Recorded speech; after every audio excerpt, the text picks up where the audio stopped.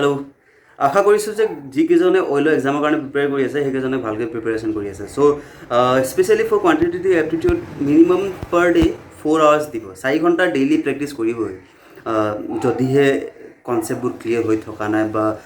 revision কৰি থকা নাই কাৰণ ৰিভিজন যদি কৰি আছে তেতিয়াহ'লেতো প্ৰব্লেম নাই আধা এঘণ্টা কৰিলেও হ'ল কিন্তু যদি ফ্ৰেছলি কিবা এটা যদি নতুনকৈ শিকিছে যদি একদম নতুনকৈ শিকি আছে তেতিয়াহ'লেতো অলপ পঢ়িব লাগিব চ' মিনিমাম 4-5 ঘণ্টা পঢ়িবই লাগিব everyday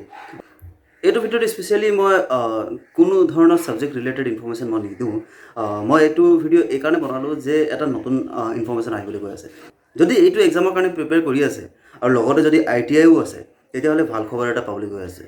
U will get one মোৰ অপৰচুনিটি মানে এটা আৰু জব ওলাব অইলৰ চ' সেইটো কেতিয়া ওলায় কোনেও ক'ব পৰা নাই খুব বেছি এমাহ দুমাহৰ ভিতৰতে ওলাব লাগে কিন্তু এতিয়ালৈকে ডেট বা নটিফিকেশ্যন সেই ধৰণৰ কোনো ধৰণৰে আউট হোৱা নাই চ'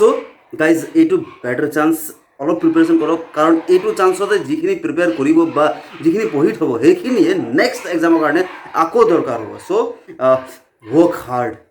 আৰু যদি কিবা দৰকাৰ হয় তেতিয়াহ'লে ডেফিনেটলি হ'লেও মইতো হেল্প কৰিমেই যিমানখিনি পাৰিম মই ডেফিনেটলি হেল্প কৰিম so' hope for the best good luck guys চেনেলটো ছাবস্ক্ৰাইব কৰিব ভিডিঅ'টো লাইক কৰিব যাতে মই আৰু ইনফৰ্মেশ্যন কেইটামান শ্বেয়াৰ কৰিব পাৰোঁ thank you very much meet you in the next video'